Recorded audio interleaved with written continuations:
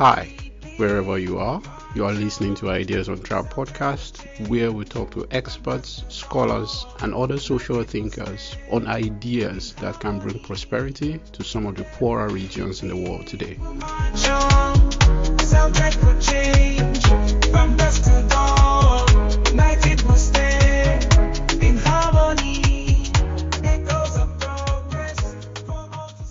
This is Ideas on Track podcast, of course, and my guest today doesn't need much of an introduction.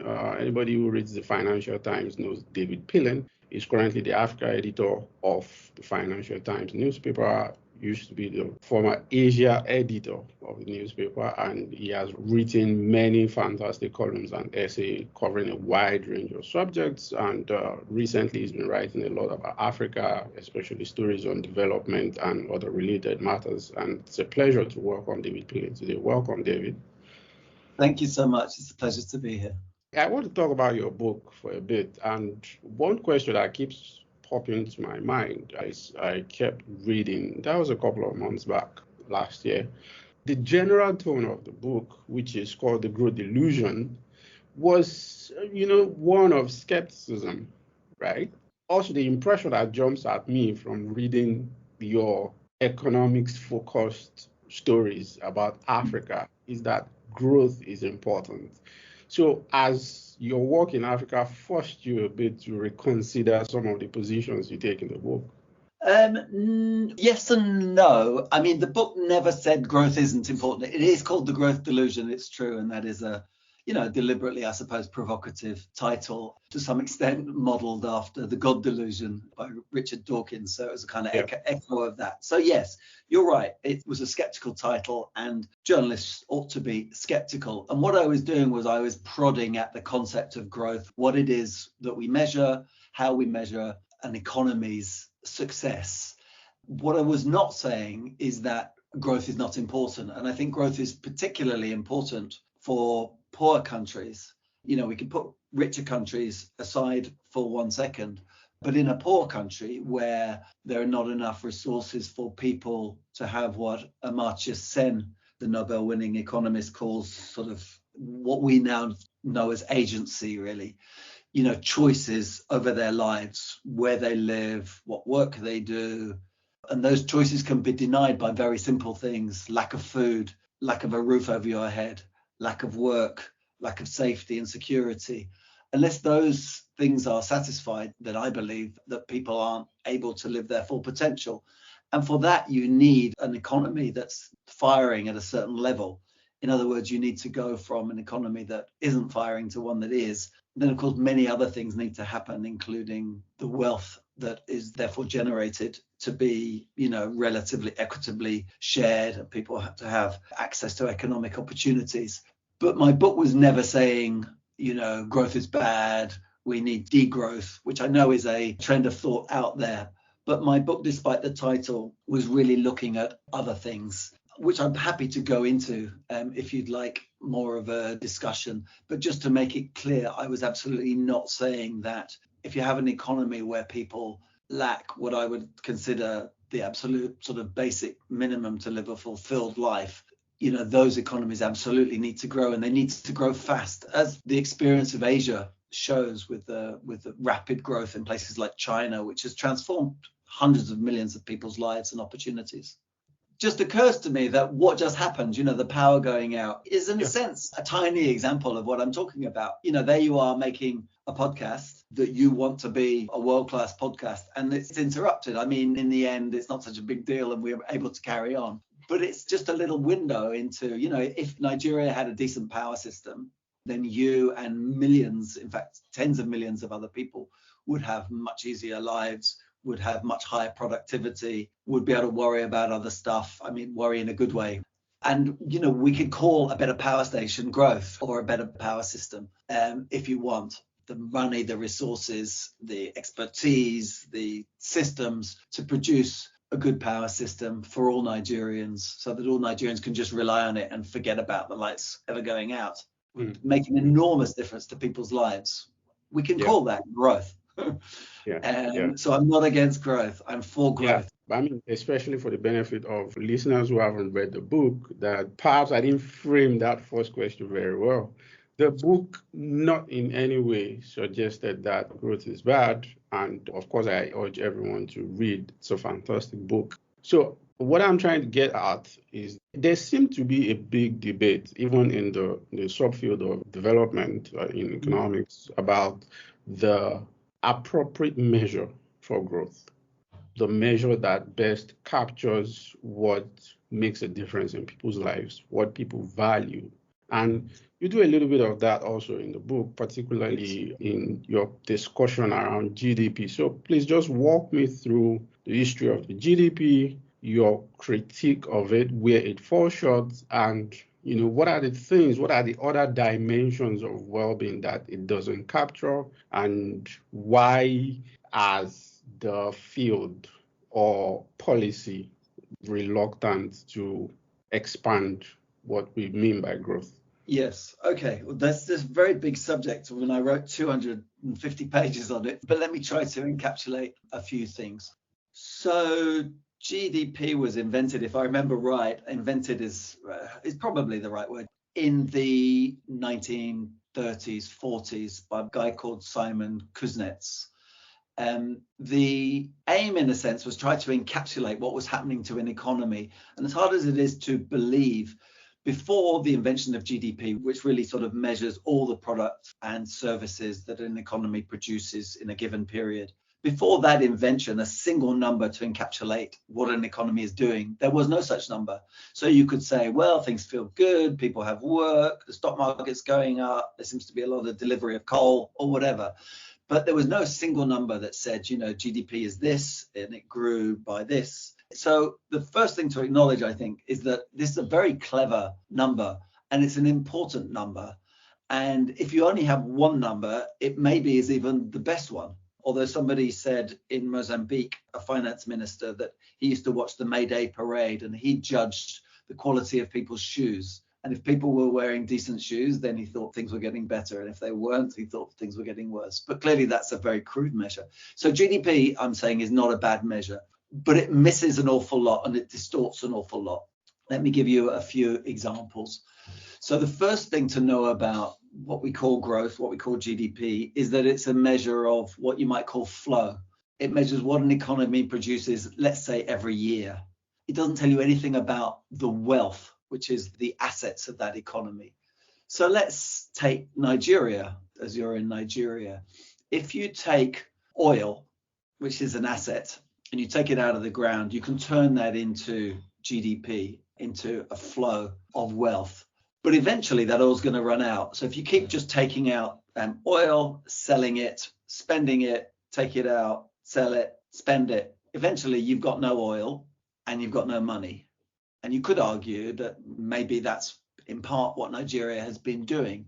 The best thing to do with wealth, like natural capital, as it's called, is you turn that into other forms of capital. So you turn it into productive capital, which means infrastructure. So you'd build, with those billions of dollars that have come out of the ground in Nigeria, a world-class health system, world-class transport, world-class airports, world-class universities. And you'd build human capital, some of the same things, with healthy, well-educated people who can then go on when your oil's run out and do many other things.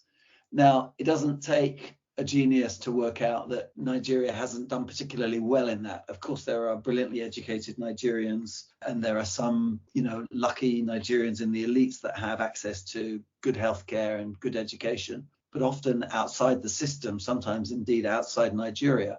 But what I would argue that Nigeria and many other countries have failed to do is to move that wealth into different sorts of wealth that will produce GDP again going forward. Because otherwise, what your GDP has measured is a kind of a one shot. We took oil, we sold it, it's gone. So that's the first important thing about GDP, is it's a flow, it's not the wealth. Let me give you another example, and this moves into the environment. If you have a forest, from the perspective of GDP, the absolute best thing you can do with that forest is chop it down as quickly as possible and turn it into something else, like a table, turn your wood into a table, or burn it, or do something to produce energy or goods that you can sell. And forget the forest. The forest is worth zero as far as GDP is concerned. But of course, the forest has its own value. And once the forest is gone, it's gone. And our measures of economic progress take no account at all of the environment around us. That I would argue has been a perverse incentive that has enabled us to think that we're doing extremely well, producing all this growth, all this economic activity, but forgetting that there's a cost to that, which is the environment that we've been ransacking and polluting and degrading. And that can come back to bite us, as we're seeing in global heating and in all sorts of other ways. Let me go to just a third thing and then I'll stop. So you can produce GDP, and for all its limitations, it does tell you an awful lot. If you're growing at 10% a year, your economy is doing well, as China found out. China grew at 10% a year for 30 years, more or less, and it transformed China from a poor country to a middle income one. However, how you distribute that income is also very important. There's a joke that economists tell, which I think is in the book, about Bill Gates, who walks into a bar. On average, everybody in the bar is a billionaire. But of course, the averages don't tell you anything. So you could have very fast growth in an economy. Let's take Equatorial Guinea, grew very fast on the back of oil. But most of the population continues to live in poverty. There's really been no attempt to spread that wealth. So no attempt to reinvest that wealth in the health and education that will produce more wealth for science and development and all of that will produce more wealth going forwards. And also very little attempt to spread it equitably. So again, GDP doesn't tell you really much about that. And so these are three, I would say, fundamental limitations and fundamental different ways that we need to think about, what is it that we're producing? If you say an economy is growing at 10% a year, or 0% a year, what lies underneath those numbers? And what are they telling us about how people are living in those countries and the opportunities they have, which after all is the objective of growth. We don't want growth for its own sake. That's pointless. What we ought to want, I think, is to improve people's lives and opportunities. That's what we should be really measuring. And growth tells you part of the story. GDP tells you part of the story, but certainly not the whole thing. These are important things you have raised. It's an important critique. I would not say that a lot of people who work on policy or who study these things are not aware of some of these things and the illusion of averages around GDP and what it captures, what it doesn't. My question then is, isn't this more of a critique of the politics, or should I say the priority of the political class of a particular country, as opposed to a critique of the measure itself? Because the limitations are well known and how it falls short is known. So if you then persist with this measure that does not quite capture the wealth of the country, does not tell you anything about how income is distributed in the country, it does not tell you how much you're destroying the environment and thus possibly future growth of the country, isn't that then a political problem? Yes, a very astute observation. Martin Wolf, a very sort of gifted, brilliant, actually, economist at the FT, in a sense, thinks my book's nonsense. I don't think he would go quite that far, but he would say, look, the problem isn't the measure. The problem is, what you do with it. And to some extent, I absolutely agree with that. However, I do think that what you measure, in a sense, is what you get. If you set up, we want the economy to grow by X amount, let's say, and you're going to be judged by that politically. And to some extent, you'll miss out on the other things. Let's say the impact on carbon emissions, which clearly we have missed for 150 years. It's not as though we've managed to do both at the same time. We have missed this. Now, in the end, you're absolutely right. It's a political decision. But I think if you took a political decision that we're going to do things slightly differently, you would probably want to measure different things as well. A lot of these things are measured, actually. If you go to the Office of Statistics in Britain, you'll find that they measure a ton of what I'm talking about. So I'm not after alternative measures or fancy indexes or whatever. In a sense, I'm after slightly different political priorities. So in a rich country, for example, even in a poor country, it doesn't really matter. one thing you might target is life expectancy, not just life expectancy, I would argue, but healthy life expectancy. So you might say, look, we think that it's reasonable in a country of our wealth and prosperity for people to live on average, and clearly it's going to be an average, 75 healthy years. And sure, the last couple of years, they're going to be unhealthy. That's just nature and that's just what happens. But we're going to aim for 75 healthy years. And if that became your political target, lots of other things might change. You might start pumping more money into your health sector. You might start thinking more about primary healthcare, about preventative medicine, about all sorts of things. Because you've tilted what you're measuring and your priorities, as it were, you then begin to tilt how you organize this. And again, look at Nigeria, bringing it back to Nigeria. If you take the GDP per capita of Nigeria and the GDP per capita of Ghana, I know this is a tetchy subject to compare these two countries. No, I know. But, I think I'm right in saying that the life expectancy of Nigerians, on average, is 11 years lower than Ghana. So I would say, well, what on earth is happening there? What does that tell you about the priorities of successive Nigerian governments? Now, it's obviously true, tweaking your measure here and there is not going to solve that. I think the life expectancy on average is 54. A lot of that will be because of very high child mortality. So a lot of kids not making it until the age of 5.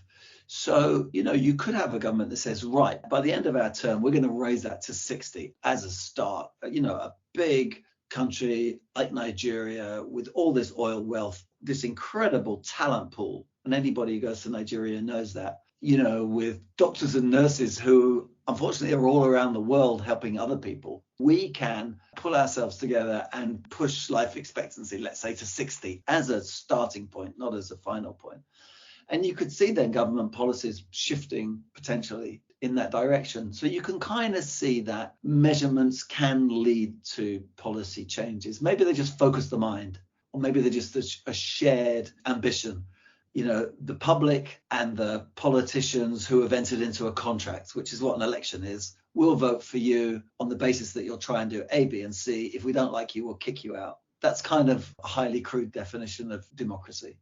So you can see potentially, you might say I'm being idealist or unrealistic, and maybe I am, but you can see how that could work as a guiding principle. So how you leave the confines of GDP to push another priority right up your list of what you're going to do politically, and then you're judged against that. That's where politics and measurement kind of meets. So, with due respect to my Ghanaian brothers and sisters, there might also be a little bit of statistics going on there, because the life expectancy in some parts of Nigeria may actually be higher than Ghana, because Nigeria is quite a big and very. But your answer, let me pull you into another debate from that answer, which is income versus, should I say, the rest of other measures of well-being. As you've written about, you're familiar with the SDGs and the predecessor Millennium Development Goals. And I've had guests on the show, maybe someone like Andrew Nevin, who would say that poor countries can do better with alternative measures like what you have on the SDGs, zero hunger, this and that, as opposed to the annual churning out of GDP statistics. But a different class of economists or thinkers will tell you that what really makes a difference is for the income of the population to grow, and that higher income is highly correlated with all of these things that you say, including life expectancy. If you have more money, you will be able to eat better, afford better quality care, and your life expectancy go up. It also pulls into what some in the economic sub-discipline and some global charities have been doing, which is interventions, deworming, cash transfers, bed nets, and so many ways that they measure that. But again, some economists will insist that, yes, you can do that and it's not a bad thing to do, but if you have the policies that are able, like you mentioned the example of China and some other countries that have been able to transform radically in just decades. South Korea is a fantastic example. Then all these other things that we use as a critique of economic statistics become irrelevant once the majority of the population are able to increase their average income. So what's your reaction to that? Well, I agree with when you were saying to some economists, so the second half. So if you have to choose between however many SDGs there are, all these different multiple complicated targets versus let's increase the income of each of our people, I'm definitely on the latter side. In that sense, income, I think, is absolutely key. You'll find a curve when people go from a couple of $1,000 per capita income towards 15, 20,000. Things get better along that curve. You know, of course, you can blow it. You can have terrible policies, but assuming that you have reasonable policies, a reasonably equitable distribution of that income, then there's a pretty good correlation. And you're absolutely right. You will move up that curve. Your health will get better. Your opportunities will get better. Your education will get better. Probably you'll have fewer kids. You'll put more money into each of those kids. They'll do better, et cetera, and you'll get into an upward spiral. And in that sense, you're absolutely right. Yeah, then, you know, your bed nets become irrelevant because you've got middle income, educated people who know what they need to do. And besides, you probably don't have stagnant pools of water. And besides, you probably have enough money to have a mosquito eradication thing and, you know, a well-organized policy which is producing that kind of growth is likely to, you know, in a sense, be kind of self-fulfilling. So absolutely, in that sense, I don't have a beef at all with income as a measure of, you know, the potential to improve people's lives. And I think I can hold the two ideas in my head simultaneously. I think I can prod the measure of GDP, particularly, I would argue, for wealthier countries, as well as saying it's probably the best measure, particularly as you go from the poverty, let's say, of a country like, it's invidious in a sense to name countries, but let's say Democratic Republic of Congo, you know, up through middle income, you know, your kind of Malaysias or whatever. There you'll find that rising income, and I keep saying reasonably, equitably shared among the population, which is important, of course. Then that will have your number one transformative effect. I have no argument with that at all. Let the rhythm flow on these journeys to economies that grow from township streets to the savannah breeze. We'll find a path that leads to prosperity. With every beat we'll march on, soundtrack for change from dusk to dawn. United we'll stand in harmony. Echoes of progress for all to see. Maybe I've been, I don't know, unfair to you by, putting your book in the context of poorer countries, because certainly that wasn't the primary cohort of the analysis of the book. So, I mean, you talked about healthcare. You cited the American example, which was such a big talking point until Obamacare, and it still continues to be. For example, if you compare the American healthcare system with the Canadian healthcare system, and I know so many public policy analysts and other forms of thinkers look at Canada and say, oh, that's what we should be when they talk about America. But there are lots of Canadians and other people from countries with fantastic healthcare system who wants to move to America, who would move to the United States in an instant. So again, does that tell you that a lot of these things that we worry about is not what people care about on average? Well, this is a very different question, I think. I mean, look, the American healthcare system, I would call inefficient, unequal, and at its best, excellent. And it can be all of those things. So if you're a wealthy American, or if you're an American with good health insurance, you probably have among the best healthcare systems in the world. The problem is if you're not wealthy, you don't have good insurance, then you have a pretty average, even a bad health system. The Canadian health system is probably more equal and certainly more efficient. The Americans also spend too much money for what they get. So they spend, I think, 20% of a very big GDP per capita on healthcare, or of their entire GDP on healthcare. And that's quite inefficient. A lot of that is kind of litigation, it's profits, it's insurance, and all of that. So it works for a good proportion of the population. As I say, if you're middle class, upper middle class, you probably have the best or among the best healthcare systems in the world. And that will figure in all sorts of things, healthy life expectancy, for example, a very crude measure, but worth looking at.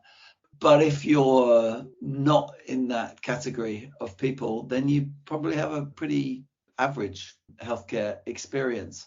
And again, averages can tell you something. Life expectancy in the US has dropped for 20 years, tiny amount. But what's going on? The economy has been growing, with a few bumps, but it has been growing, wealth being created. And yet that's not transferring into better life expectancy. There are things like the whole OxyContin issue, etc., that begin to explain that. There's what people call lives of despair, suicide, and people who just feel pushed out of the middle class. So it's affecting a subset of the American population, but that's enough to kind of bring the average down. So I think you have an unequal system. And that's how I would compare it with the Canadian system. I'm not familiar with the Canadian system at all, but I can imagine it's sort of like a UK style free at the point of service, roughly like that. And the UK system has all sorts of huge problems. But again, if you have a health emergency, it's probably going to be a pretty good system. It's less good at dealing with sort of preempting health problems and preventing health problems. But again, I think this is possibly leading a little bit off the subject of GDP, but that's how I would explain the differences in different health systems. Yeah, so my question then is, but a lot of people still want to move to countries where they think they can get rich really fast, where they think their skills can be better compensated. And more often than not, that is usually the United States, despite the inefficiencies and the inequalities of the healthcare system at the lower end. So now, does that mean that people do not know what they want, or they value growing their personal income better than a lot of these other things that we'll talk about? I mean, America is still the biggest economy in the world, measured in dollar terms, not in PPP terms. So it's the biggest economy in the world. It's clearly very dynamic. If you're in tech or IT or AI, there's world-leading technology, world-leading universities. If you're making it in America, you're making it pretty big. And immigrants tend to be people who are ambitious, they're driven. That's why they've picked up and left their country and gone somewhere else. America can seem quite attractive. And you kind of think, if I'm going to roll the dice somewhere, I'll roll it in America. Now, if you're American, social mobility actually is not as good as it has been in the past, and it's not as good as in some European countries. That's quite counterintuitive, but I've read a number of papers and data to suggest that. But still, you've got a big, powerful, high-tech economy that kind of sucks up labor, that's bounced back much quicker from the global financial crisis, that's bounced back quicker from COVID than most other equivalent economies. If you're thinking, where am I going to go? Where have I got my best chance of making it? It's not irrational to think, well, America's big enough for me, So I don't see the two in contradiction. I don't think people are saying, I'm going to go to America because on balance, it has the most rational healthcare system that's the best use of resources. People don't think like that. They think like, where am I going to go, fit in, have a chance? So I would say that's what attracts people to the US. Yeah, let's talk about the environment a bit. I don't know if I have the right phrase here, but it seems to me, as recently demonstrated by the recent spat on BBC between the host and the president of Ghana, by some countries, again on the poorer end of the global wealth spectrum, sort of fighting for their right to pollute, I would call it, which is that you cannot tell us now to care about the environment, sustainability, a low carbon green economy, when you've had 150 years to basically do what you want, which sort of then got us into this problem. I don't necessarily agree with that argument. And I do think that there's no part of the world that is insulated from some of the big, terrible changes we are going to see from global warming. But what's your reaction generally to that argument? Okay, well, I do have some sympathy with that argument. But again, like most things that are worth talking about, it's complicated. So let's just start with a few basic facts. And I've never really written about the environment as a core subject, although I have written about it quite a lot, both from Asia and increasingly actually from Africa. So bear that in mind. But let's take the per capita carbon emissions of Uganda. When I last looked, I think there was 0.1 tons per capita per year. And compare that with America, which I think is 20 tons per capita per year. Now, if you say to a Ugandan, you have to be really careful because the world's on the brink of catastrophe, so you guys need to cut your carbon emissions, I would agree with people who say, well, that's nonsense. I'm not cutting my carbon emissions. What Uganda needs to do, I would argue quite strongly, is to increase its carbon emissions. Now, of course, that doesn't mean to say Uganda's ideal path of development is to copy in its entirety everything that went on in the West, which would be, massive, crazy pollution with coal-fired power stations and whatever, destruction of the environment, followed by a kind of, oh my God, what have we done moment, a drawing back, and then a trying to kind of address the problems. Often, by the way, outsourcing your pollution to some other poor country. But anyway, I'm not saying that that is the path to go. But I am saying that from per capita carbon emissions of 0.1 tons, then yes, the only way is up for a bit. Because I don't believe that you're going to be able to get out of poverty without increasing those carbon emissions a bit. Albeit that, we have solar power, we have wind power, we have all of this. And clearly, one doesn't need to emulate the old fossil fuel model in its entirety. But I think that it's reasonable to assume that, say, in Mali, where per capita people use the same as British people use to boil their kettle. So that's the power consumption in Mali, what we in Britain use to make our tea, basically. And you're saying to a Malian, sorry, that's all you've got. Now, that I think is totally unfair and is unsustainable politically, and rightly so. So I think that the Malis and the Ugandas of this world will have to increase their carbon emissions a bit as they become wealthier.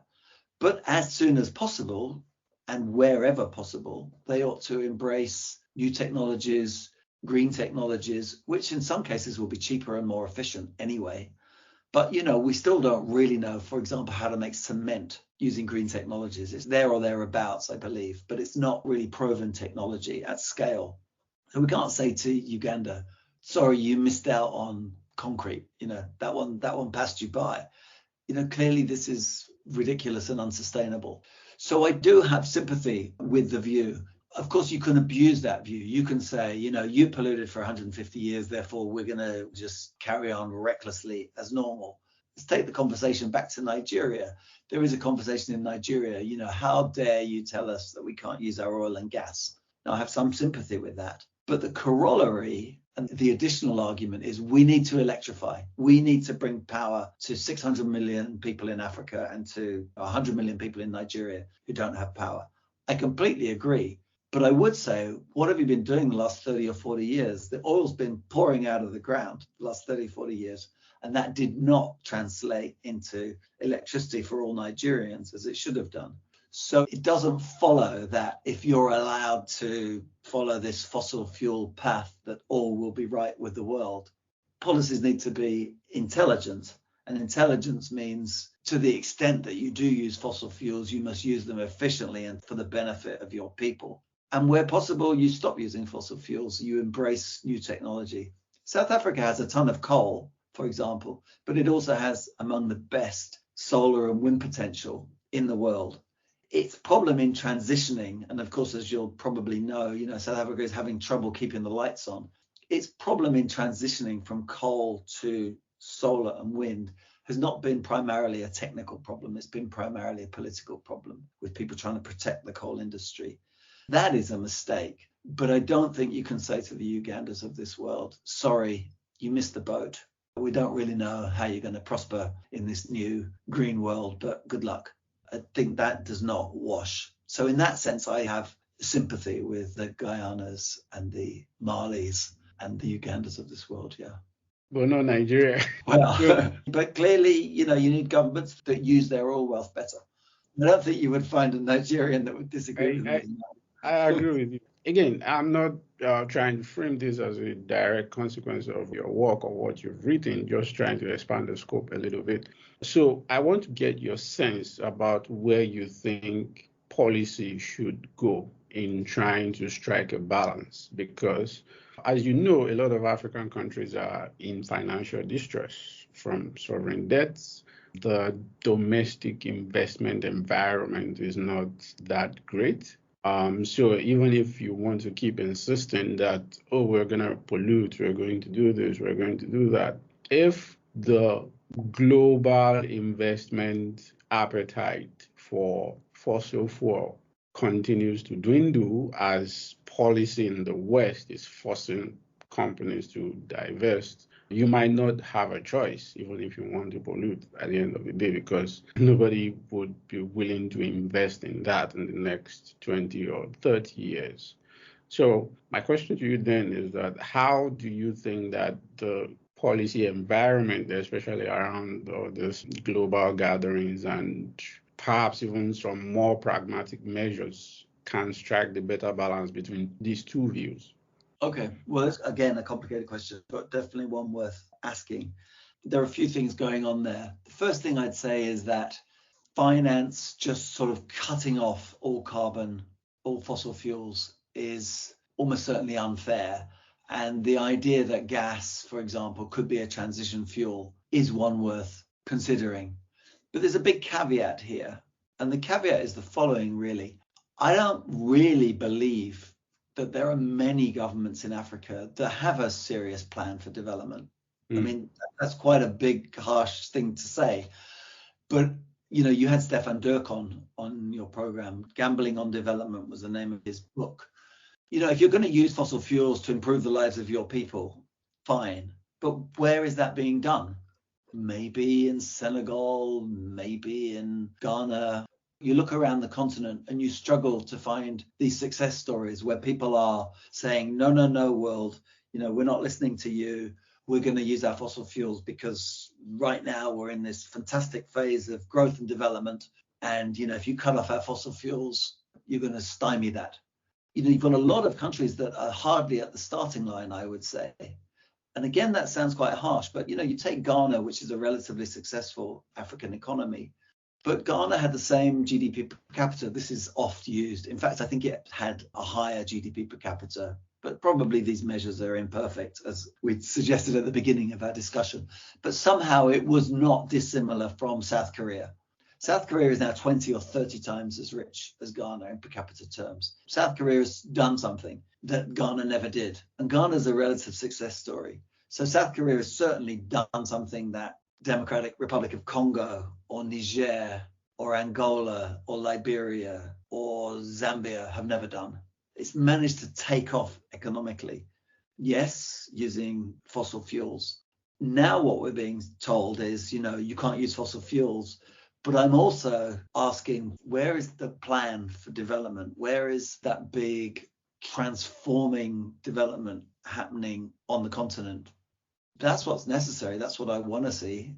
But you have to kind of look quite hard to find it. And you're going to be finding the beginnings of it. Let's say in Ghana, in Senegal, maybe in Rwanda, maybe in Ethiopia before it blew up politically. But you do have to look quite hard to find it. So yes, the world saying fossil fuels, you can't have them. We're not going to finance them. That's potentially a big obstacle to growth and development. But just as big an obstacle to growth and development is governments that don't seem to be there in the fight to produce growth and development. And I think, this gets back to politics. There are too many governments who get to power, and their reason for getting to power is to extract wealth for, themselves, their families, their regions, maybe, if you're lucky, but not for the whole country. It's an interesting observation. I'm going to ask you a speculative question. And Trust me, I don't want to put you in any kind of trouble. So, I mean, if you look at a set of countries that I call the tragic trio, which is the three biggest economy on the African continent, Egypt, Nigeria, South Africa, it's a useful comparison to me because they sort of went through a major transition in terms of power right around the same time. Nigeria was 2015 when we had the first opposition leader come into power since democratic governance started in 1999. South Africa, I think, was 2014, and I think Egypt was around the same period. If you look at that decade for all these three economies, what you see, it's not a pretty picture. Unemployment is quite high. Youth unemployment, particularly, is through the roof. All three economies are chronically indebted. Inflation and the general macroeconomic policy environment is just a terrible mess, you know. So I'm asking you, as someone who has been on the ground a couple of times in some of these countries, what do you think, from an outsider's perspective, has gone seriously wrong with the political class in countries that can actually pull their weight on the continent if they are doing better? Sure. You mentioned obviously the three biggest economies on the continent. Now, first thing I should say is I can't really talk about Egypt because I don't cover it. For whatever reason, the Financial Times' definition of Africa is sub-Saharan Africa. So I cannot really talk with any legitimacy about it. But Nigeria and South Africa, I've been to, 20 times each. I've thought about them both quite hard, I suppose. And I would first say that they're just very, very different cases. The overriding factor of South Africa was the apartheid regime and the liberation from this horrendous apartheid policy, which deliberately impoverished a section of the population, the non-white section of the population, particularly the black majority.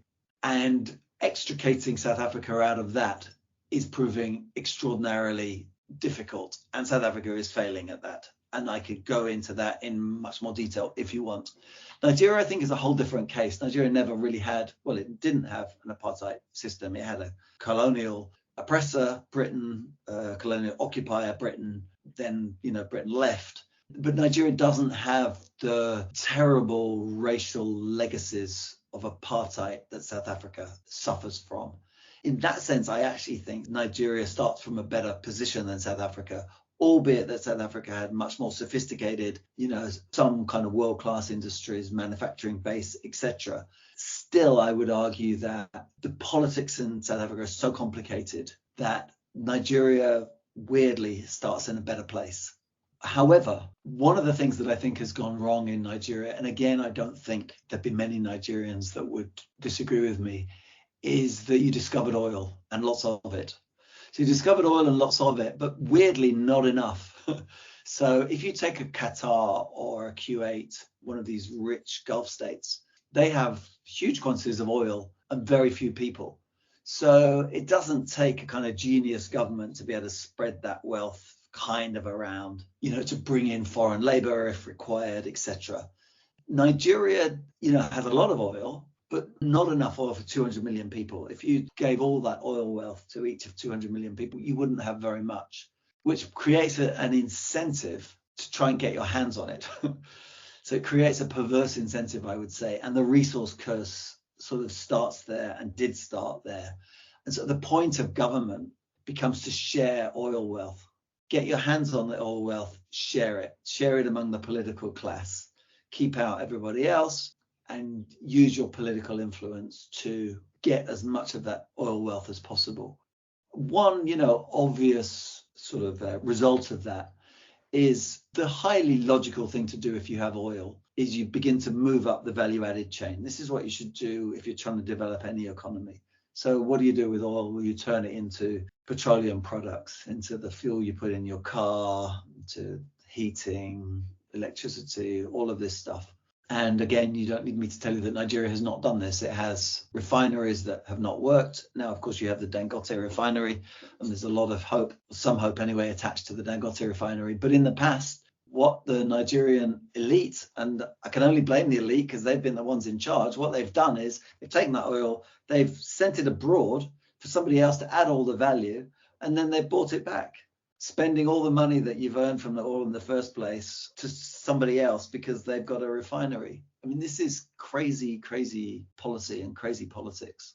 And this, I think, has been the sort of the curse of Nigeria that has informed, much else. Of course, there have been many, many other problems, some of which go all the way back to colonialism and the colonial legacy. The fact that Nigeria was kind of jammed together by Britain, that it's a nation state if you draw it on a map, but it struggles to be one in reality. And, you could argue that Nigeria has been successful in creating this kind of feeling that there is such a thing as Nigeria, that we're all in it together. But you can also say that the elites, those who reach, and by that I guess I mean those who reach political power and those who enable them to reach political power, they have not really treated Nigeria as a nation, because otherwise there wouldn't be 10 million kids out of school. There wouldn't be these massive disparities between different states, some with very much better health outcomes, etc. Some with much lower levels of people in school, some with much better infrastructure, some with much worse infrastructure. That wouldn't exist to the same extent if your elites had treated the country as a real state, and the purpose of the oil being to fuel that state and to fuel its development. That has not been what's happened. You've had an elite that has, in a sense, followed a colonialist model, which is to extract wealth and sometimes to send it abroad, which is why a lot of people go for their health and their education abroad, because they haven't bothered building it to the extent that they ought to have done in Nigeria itself. So these are very different stories. They may lead to the same or similar positions. You started by asking about why these three big economies have not fulfilled their potential, let's say, to put it kindly. So I think the reasons are quite different, particularly in the case of Nigeria and South Africa. But your end point is similar, if not exactly the same.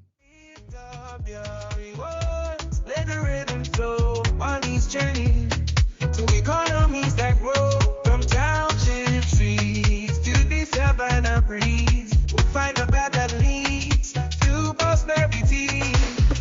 With every beat we'll march on, soundtrack for change, from dusk to dawn, united we'll stand in harmony, echoes of progress for all to see. I want you to talk a little bit about South Africa, and especially in the last 10 years, what has gone, maybe that's not fair, but what has gone really, really wrong. I mean, to paraphrase someone I listened to during a lecture, I'd rather not say his name, is that South African elites care more about making the elite structure blacker than making South Africans wealthier. How true do you think that conforms to reality? Well, that is a controversial statement. I mean, I think the ANC has become increasingly a kind of a Black South African party, and it's to some extent losing some of that kind of rainbow nation, colorblind, non-racialism that was kind of, in a sense, so inspiring, in 1994.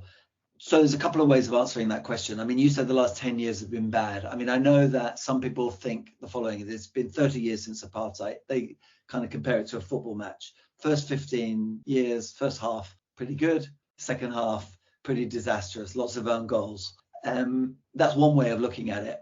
The cutoff point is Zuma. So, you have Mandela, you have Mbeki, sort of technocrat, reasonable growth, it's growing at 5%. You do have a commodities boom, it's true. Then the financial crisis hits, and Mbeki is dislodged by his own party, only a year before he was due to leave anyway, but still dislodged. Zuma's put in, and Zuma starts, the process of state capture and the real kind of erosion of some of the institutions that South Africa had maintained for those first 15 years. So that's one way of looking at it. I think there's another really sort of, in a sense, more interesting way of looking at it, which I first read again in a Martin Wolf column.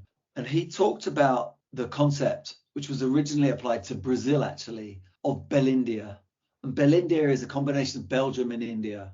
A small in this case, white economy. It doesn't really matter what the colors are, but a small white economy surrounded by a much, much poorer black economy. That's what South Africa looked like in 1994. It had been deliberately engineered by a white racist system. So that's what you got. The question is, what policies do you have to deal with that? Because you've got two economies. If you think about the trouble that Europe had when, Europe joined and you were trying to set interest rates across Europe for different economies, for Spain and Germany, let's say. Now you've got Belgium and India. What policies do you put in place to maximize the potential of both of those? Because one of the things that you obviously try to do is you basically erase Belgium, you redistribute from Belgium to India, which is what's been done. And that's, I think, perfectly fair and a perfectly rational thing to do. You redistribute from the wealthy part of your economy to the less wealthy part of the economy. But that's not all you can do, because if that's all you can do, then eventually you're going to just impoverish Belgium and you're just going to have an impoverished country. So you can't do that. You've got to somehow turn India into Belgium. And it's not really clear how you devise policies that can do that. If you're India, it's much easier. You're a poor country and you trade in a sense off your poverty, like China did. China moved people from the countryside in China into factories in the cities. So it transformed inefficient farmers into increasingly efficient players in the global supply chains. But it did that via low wages. It's not really possible in South Africa because of the political inheritance that it's had. So one of the policies, for example, that the ANC tried was black empowerment, which is, again, rational and completely understandable. They wanted to create a black middle class, and people like Cyril Ramaphosa, who was put on various boards and given shares in various companies, he became very wealthy through that. And a black middle class was created. But you can also see how there are problems there. One is that this can lead to corruption. You get those opportunities based on who you know, and who you know means knowing the ANC. So you can see how that could reinforce bad politics and cronyism. And indeed, that is exactly what's happened, unfortunately. And second, you can see how it can lead to inefficiencies. So a well-known example was that, even the airline needed to buy its planes, Boeings, etc., through a black empowerment business. So, of course, no planes are made in South Africa. So the only way of doing that is a black company is set up to buy planes, and then they sell them to South African Airways with a markup, 10 or 20%. So immediately you have an airline that's 10 or 20% less efficient. And that's kind of mirrored in the rest of the economy. So in trying to adjust to the hundreds of years of historical injustices that you've had, you kind of fall into policies that are going to be counterproductive and make your economy inefficient. Having said that, the ANC has also just failed flat outright in some policies that it ought to have got right. The biggest of all being education. Under apartheid, you had an education system that was deliberately tailored to keep black people poor and to limit their education so that they could work in the mines and work as domestics in people's houses. A vile system. That was the starting point. It ought to have been really easy to improve that by leaps and bounds. And South Africa has actually put quite a lot of money into its education system. But for one reason or another, some of which I don't fully understand, to be honest, it's failed.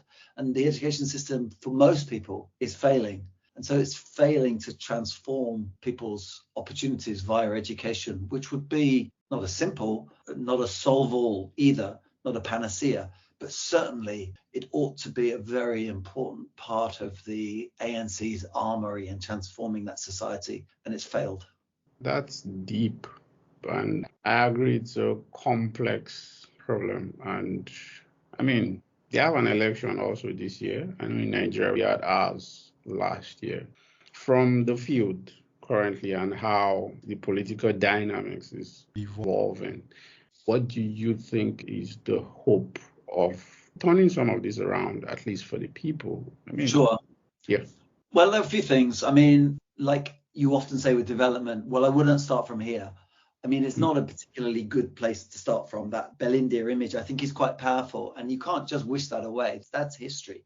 That's going to take a long time to overcome. What is going to happen in this election, what is likely to happen, is that for the first time, the ANC's majority, i.e. it's 50% plus of the vote, is going to be challenged. So last time it got 57.5. In previous iterations under Mbeki, for example, it got, I think, in the high 60s, certainly in the mid 60s. So the ANC sort of was dominating politics. Now, I think disillusion with the state of the country is such that that majority will be challenged. So it's possible, it's not definite, but it is possible that the ANC will fall below 50%.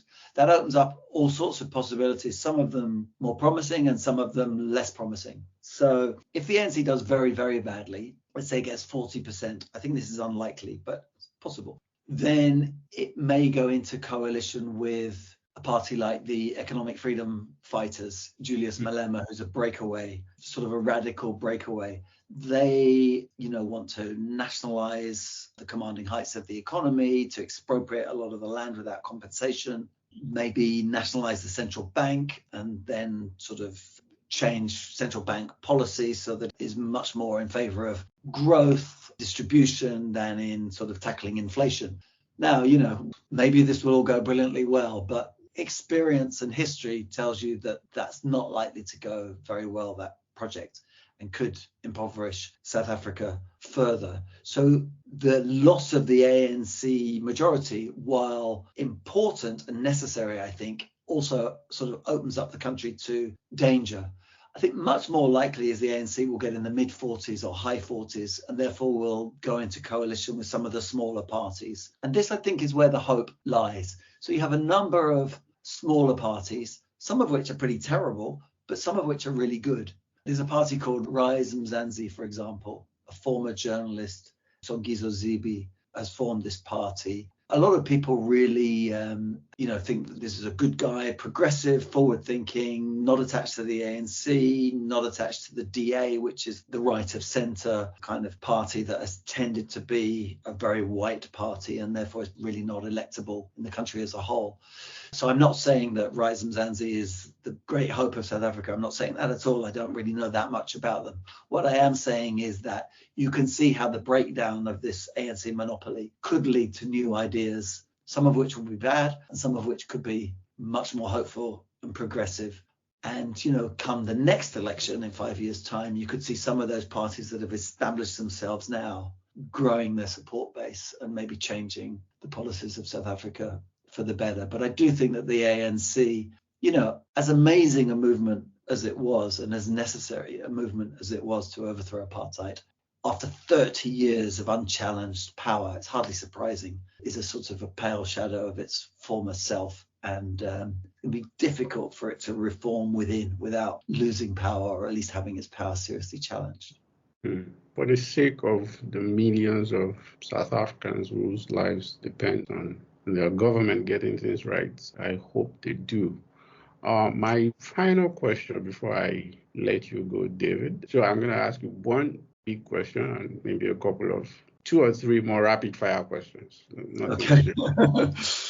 And this is a bit of a tradition on the show, which is talk to me about one big idea. It may be yours, it may be an idea of someone else, but just one idea that you are excited about, that you love very much, and that you would like the world to be excited about as well. Possibly could change the world.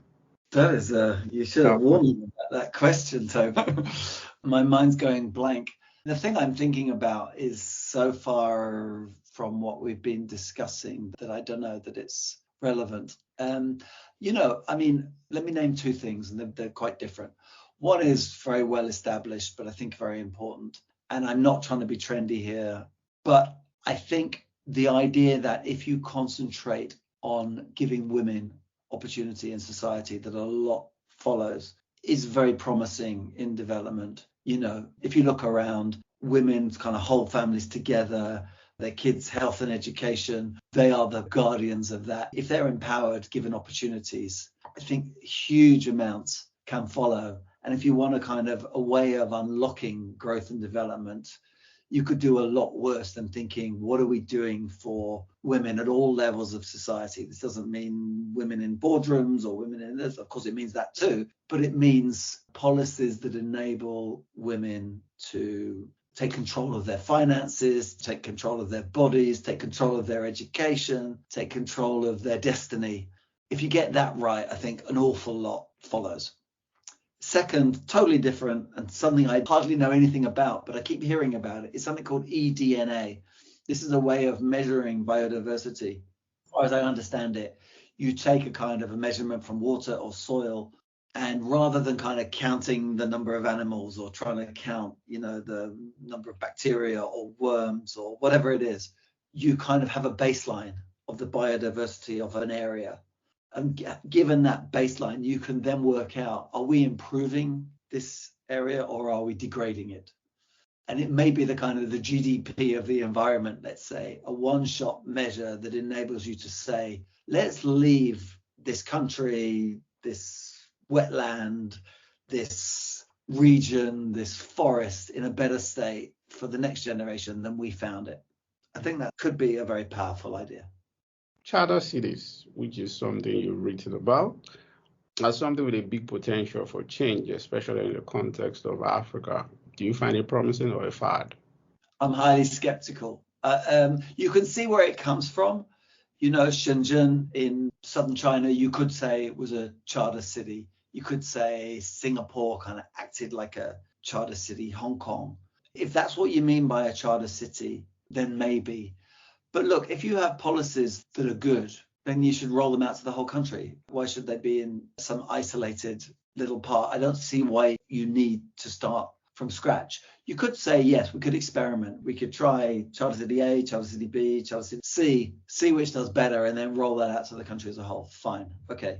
But the idea that you can kind of get around government, outsource public goods to the private sector, start totally from scratch, I am quite skeptical of that idea. I find it intriguing, and I've written about it in a way that may not necessarily show my skepticism.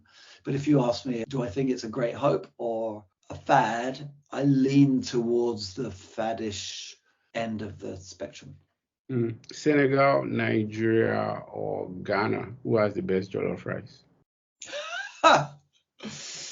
That's just, yeah. If you make me answer that, then I'll never be allowed back in Nigeria again. So the best jollof rice I've probably ever had was in Lagos, actually. Not mean that there's not fantastic jollof rice in the other two countries, but the best one that I happened to have had was in Lagos.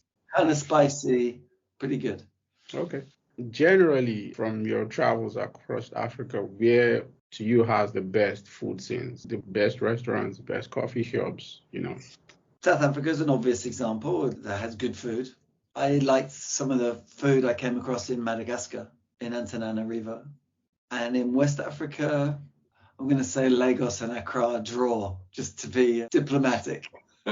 But there are certainly some very cool places in both. And I've noticed that, clearly in Lagos, something's happened in the last few years because there's been a kind of a mushrooming of places, some of them very high end, which, have limited use for me. But, there is clearly some interesting stuff happening. Yeah.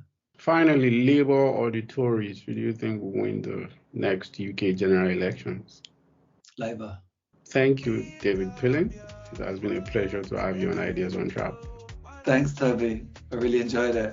For updates on new episodes, our blogs, our meetups, and so many other interesting things that we are up to, you can simply check out our website, www.ideasontrap.com. You can also subscribe to the podcast on Apple Podcasts, Spotify, Google Podcasts, or wherever else you get your podcast updates. With every